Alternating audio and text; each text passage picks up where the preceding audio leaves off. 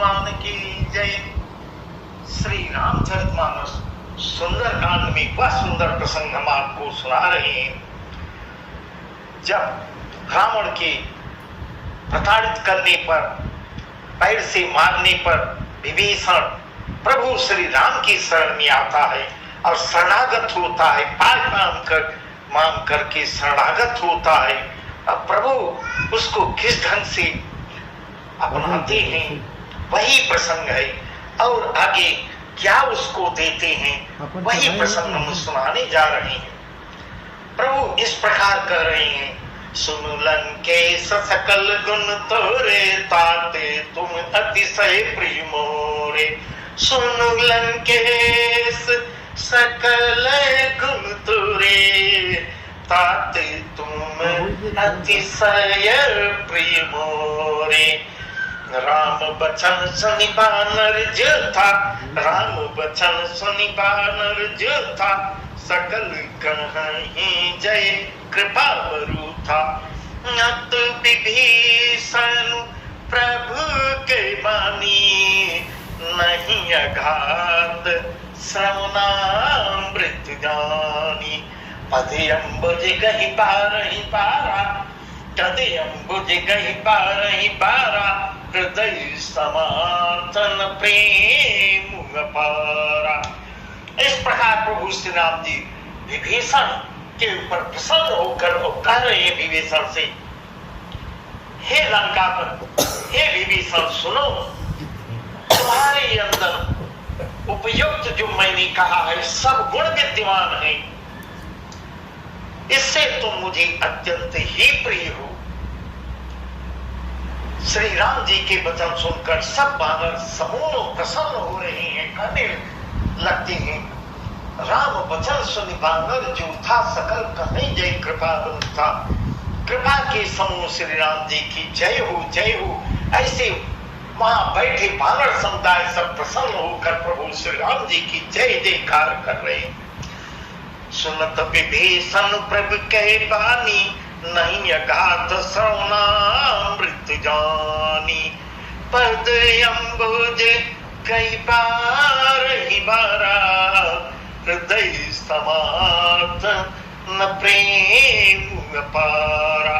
प्रभु की सुंदर वाणी सुनकर उसे कामों के लिए अमृत जानकर विभीषण जी अघा नहीं रहे हैं, अघाते नहीं, नहीं अघात श्रवणामृत वाणी। इतने मधुर वचन सुनकर विभीषण की तृप्ति नहीं हो रही है। वे बार बार श्री रामचंद्र जी के चरण कमलों को पकड़ लेते हैं। पद अम्बुज गहि पारहि पारा, पद अम्बुज गहि पारहि पारा, हृदय समातन प्रेम अपारा। बार बार प्रभु के चरणों को विभीषण पकड़ते हैं। अपार प्रेम, अगाध प्रेम होता है, हृदय में समाता नहीं। इस प्रकार का प्रेम उत्पन्न हो रहा है, हृदय के अंदर नहीं समा रहा है। सुनहु देव सचराचर स्वामी, प्रणत पाल उर अंतर्जामी। सुनहु देव सचराचर स्वामी, प्रणत पाल उर अंतर्जामी। कछु प्रथम वासना रही, प्रभु पद प्रीति सरित सोवही। अब कृपाल निज भगति पावनी, देहु सदा शिव मन भावनी। एवं मस्तु कही प्रभु रंधेरा, एवं मस्तु कही प्रभु रंधेरा, मागा तुरत सिंधु करनीरा। एवं मस्तु कही प्रभु रंधेरा, मागा तुरत सिंधु करनीरा। बहुत सुंदर प्रसंग है, बहुत सुंदर प्रसंग है। विभीषण जी के अंदर इतना प्रेम उत्पन्न हो रहा है जो हृदय में नहीं समाता है। तब विभीषण जी हाथ जोड़कर कहते हैं, हे देव, हे चराचर जगत के स्वामी, सुनो देव सचराचर स्वामी, व्रत पाल और अंतर्यामी। हे शरणागत के रक्षक, हे सबके हृदय के भीतर की जानने वाले प्रभु, सुनिए, मेरे हृदय में पहले कुछ तो इच्छा थी, कुछ वासना थी, वह प्रभु के चरणों की प्रीत रूपी नदी में बह गई। जब से आपके चरणों के दर्शन हुए हैं, अब कोई मुझे किसी प्रकार की कोई इच्छा, कोई वासना नहीं है। वह आपके चरणों की कृपा से सब बह जाती है, नदी में बह गई है। अब कृपाल निज भगति पावनी, देहु सदा शिव मन पावनी। अब कृपाल निज भगति पावनी, देहु सदा शिव मन पावनी। एवमस्तु कहि प्रभु रंधीरा, मागा तुरत सिंधु कर नीरा। बहुत सुंदर प्रसंग है। अब तो कृपाल शिव जी के मन को सदैव प्रेम लगने वाली अपनी पवित्र भक्ति मुझे दीजिए। जैसे भगवान शिव को दिन रात आप ही का नाम रटती रहते हैं, वही भक्ति प्रभु मुझको दीजिए। मैं इस प्रकार ऐसा विभीषण जी चंगे मस्तु कहीं प्रभु रंधीरा, मागा तुरंत सिंधु कर नीरा। एवं मस्तु ऐसा कर प्रभु ने भक्ति विभीषण को दिया है। और भक्ति के साथ साथ प्रभु श्री राम जी ने समुद्र का जल मांगा है।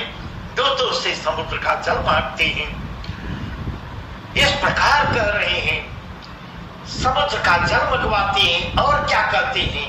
जदपि सखा तव इच्छा नाही, जदपि सखा तव इच्छा नाही, मोर दरसु अमोघ जग माही। बहुत सुंदर प्रसंग है। जदप सखा तव इच्छा नाही, मोर दरस अमोघ जग माही।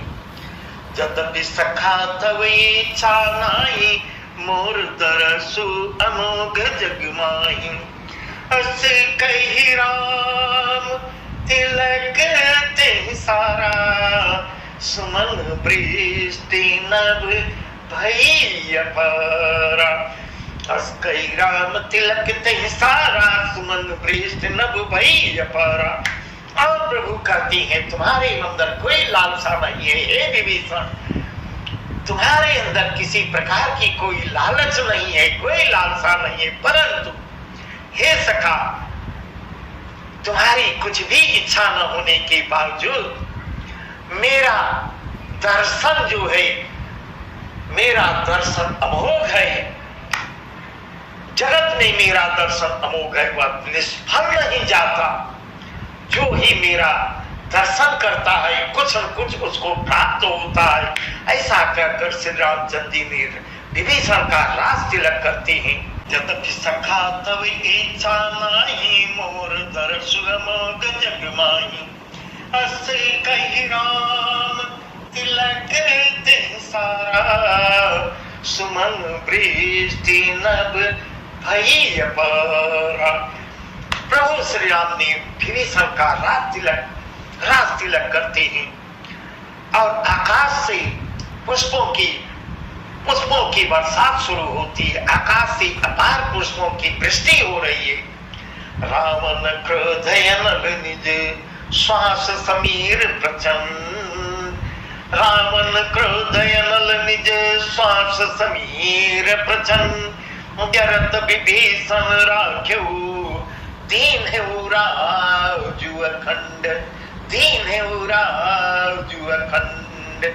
जो संपत्ति शिव राम नहीं, जो संपत्ति शिव राम नहीं, दीन दिए दसमा। सोई संपदा विभीषण नहीं, सकुच दीन रघुनाथ। सोई संपदा विभीषण नहीं, सकुच दीन रघुनाथ। श्री राम जी ने रावण के क्रोध रूपी अग्नि में जो अपनी विभीषण की श्वास वचन रूपी पवन से प्रचंड हो रही थी, चलते हुए विभीषण को बचा लिया और उसे खंडराज लंका का राज सौंपते हैं। प्रभु अखंड राज सौंपते हैं, लंकेश की पदवी देते हैं। जो संपत्ति शिव राम नहीं, दीन दिए दसमा। सोई संपदा विभीषण सकुच दीन रघुनाथ। इस प्रकार शिव जी ने जो संपत्ति रावण को 10 सिर चढ़ाने पर भगवान शिव ने रावण को लंका दी थी, वही संपत्ति श्री रघुनाथ जी विभीषण को देते हुए बहुत संकुचा रहे हैं, बहुत संकुचित हो रहे हैं कि विभीषण को मैं कुछ भी नहीं दे रहा हूं। अस प्रभु छाड़ी भजई जे आना, ते नर पशु बिन पूछ बिसाना। अस प्रभु छाड़ी भजई जे आना, ते नर पशु बिन पूछ बिसाना। जन जानि पाई अपनावा, प्रभु स्वभाव कपि कुल मन भावा। उन सर्वज्ञ सर्वगुरवासी, सर्वरूप सब रहित उदासी। बोले बचन नीति प्रतिपालक, कारण मनुज तनुज कुल कालक।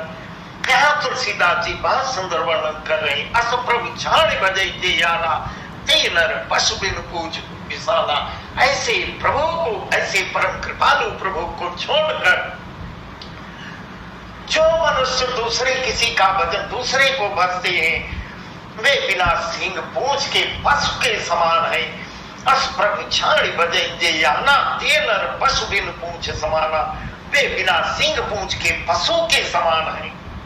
अपना सेवक जानकर प्रभु ने विभीषण को श्री राम जी ने अपना लिया और अपनाते हैं।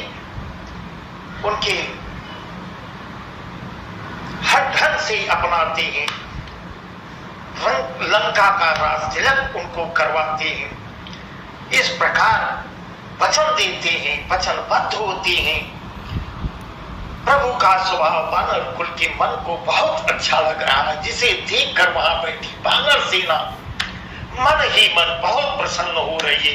उन सर्वज्ञ सर्वगुरवासी, उन सर्वज्ञ सर्वगुरवासी, सर्वरूप सब रहित उदासी। बोले बचन नीति प्रतिपालक, कारण मनुज तनुज कुल कालक। ये सब कुछ जानने वाले, सबके हृदय में बसने वाले, सर्वरूप सब रूपों में प्रकट, सबसे रहित उदासीन कारण से भक्तों पर कृपा करने के लिए मनुष्य बने हुए तथा राक्षसों के कुल का नाश करने वाले प्रभु श्री राम जी नीति की रक्षा करने वाले वचन, सुंदर वचन बोलते हैं। इतना देने के बाद प्रभु कुछ सुंदर वचन बोल रहे हैं। सुन कपीस लंका पति मेरा, के विधि तरी जल दिगंबेरा। सुन कपीस लंका पति वीरा, के ही विधि तरी जल दिगंबेरा। सकुल मकर उरग झक जाती, अति अगाध दुस्तर सब भांति। कह लंकेश सुनहु रघुनायक, कोटि सिंधु शोषक तव सहायक। यद्यपि तदपि नीति यस गाई, विनय करी सागर समझाई। तब प्रभु सुंदर श्री राम जी नीति की रक्षा करने वाले वचन कुछ बोलते हैं और इस प्रकार करते हैं। सुन कपीस लंकापति वीरा, कहीं भी तरी जलद गंभीरा। हे वानर वीरो, हे वानर राज सुग्रीव, लंकापति विभीषण। इस प्रकार दोनों लोगों को संबोधन करते हुए फिर से दोनों लोगों से सलाह लेते हैं, क्योंकि विभीषण को लंकेश लंका का राजा बनाई, आश्वासन दिए रावण के न रहने पर लंका का राज तिलक तुमको किया जाएगा। और वानर राज सुग्रीव को तो राजा बना ही चुके हैं। इस प्रकार ऐसा पूछते हैं, दोनों से सलाह लेते हैं, इस गहरे समुद्र को किस प्रकार से पार किया जाए। इस प्रकार प्रश्न करते हैं दोनों लोगों से, कोई उपाय बताओ, जो सामने समुद्र दिख रहे हैं इनको कैसे पार किया जाए। सकुल मकर उरग जग जाति, अति अगाध दुस्तर सब भांति। संकुल मकर उरग जग जाति, अति अगाध दुस्तर सब भांति। कह लंकेश सुनहु रघुनायक, कह लंकेश सुनहु रघुनायक, कोटि सिंधु सकत सायक।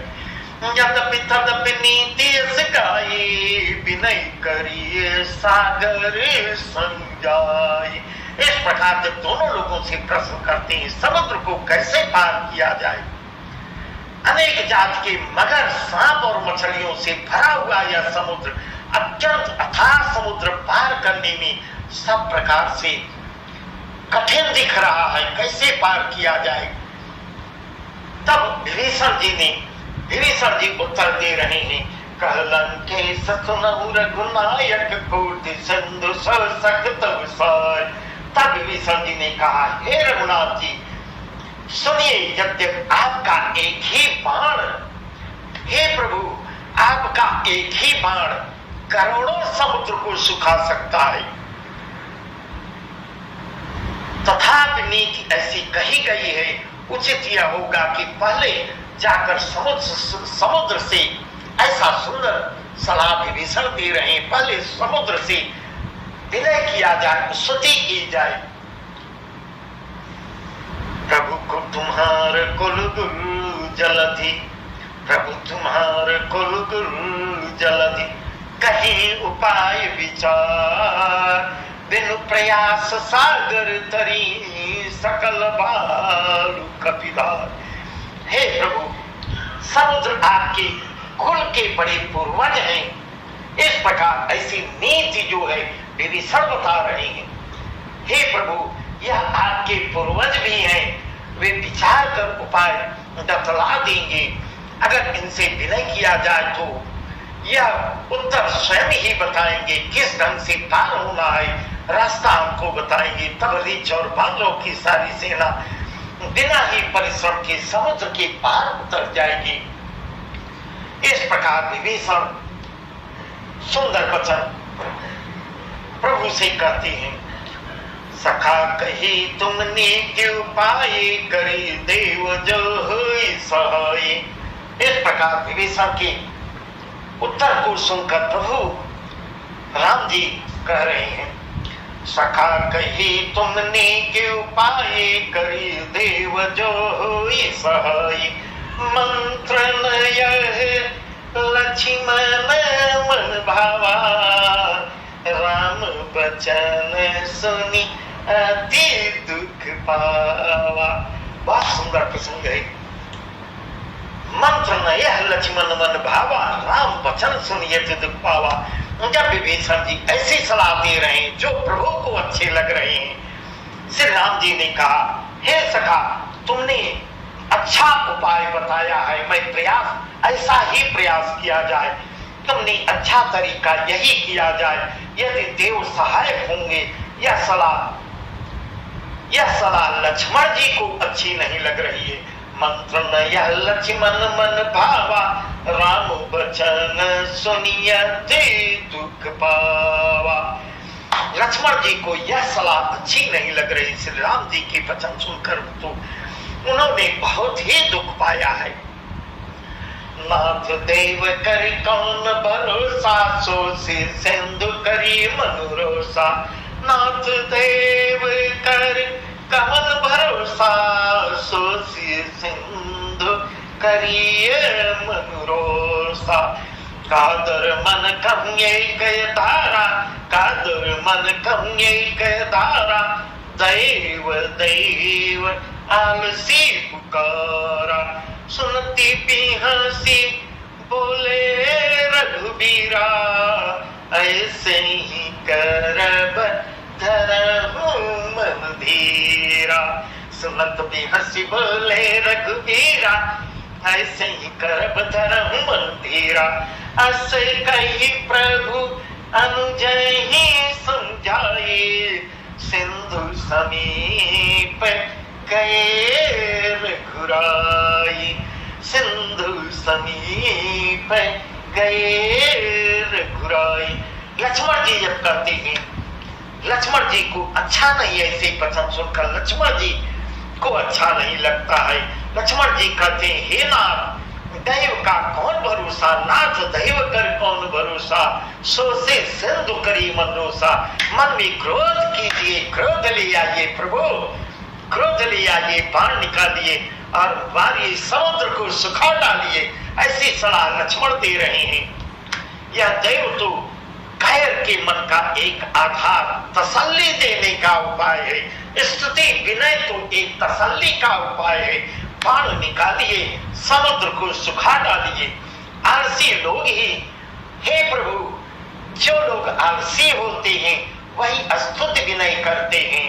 समर्थवान लोग स्तुति विनय नहीं करते। यद्यपि प्रभु कितने धैर्यवान हैं और लक्ष्मण जी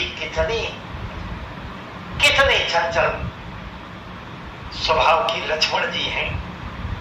सुनत बिहस बोले रघुबीरा, ऐसे करब धरहु मन धीरा। प्रभु का मन तो शांत स्वभाव के हैं। विभीषण की सलाह उनको ज्यादा अच्छी लग रही है, लक्ष्मण की सलाह कम अच्छी लग रही है, परंतु लक्ष्मण जी को तसल्ली देते हैं। सुनत बिहस बोले रघुबीरा, ऐसे ही करब धरहु मन धीरा। ऐसे कही प्रभु अनुज ही समझाए, सिंधु समीप गए रघुराई। अस कही प्रभु अनुज ही समझाए, सिंधु समीप गए रघुराई। ऐसा सुनकर श्री रघुनाथ जी मुस्कुराते हैं, हंस देते हैं। लक्ष्मण के स्वभाव को देखकर मुस्कुराते हैं, हंस देते हैं। हे लक्ष्मण, ऐसा ही करेंगे, धैर्य रखो, धैर्य रखो। लक्ष्मण को भी सांत्वना देते हैं। ऐसा कहकर छोटे भाई को प्रभु समझाकर श्री रघुनाथ जी समुद्र के समीप जाते हैं। अस्करी प्रभु अंजन समझाए, सिंधु समीप गए रघुराई। स्तुति विनय करने के लिए प्रभु समुद्र के करीब जाते हैं। प्रथम प्रणाम कीन सिरुनाए, प्रथम प्रणाम कीन सिरुनाए। बैठे पुनी तट दर्भ डसाई। जब विभीषण प्रभु पइयाए, पाछे रावण दूत पठाए। इस प्रकार प्रभु जब समुद्र के करीब जाते हैं, सिर नवा के प्रणाम करते हैं, फिर किनारे पर कुश का आसन बिछाकर प्रथम प्रणाम कीन सिरुनाई। बैठे पुनि तट दर्भ डसाई। कुशा का आसन बिछा के तपस्या करने लगते हैं, वहीं बैठ जाते हैं। कुश का आसन बिछाकर बैठ जाते हैं। इधर जो ही विभीषण प्रभु के पास आए थे, ऐसा समाचार जब रावण सुन रहा है कि विभीषण श्री राम के पास चली गई, राम के पास चली गई और अपना दूत भेज देता है। पीछे से रावण अपना दूत समाचार लेने के लिए अपना दूत भेजता है। सकल चरित तिन देखे, धरे कपट कपि दे। सकल चरित तिन देखे, धरे कपट कपि दे।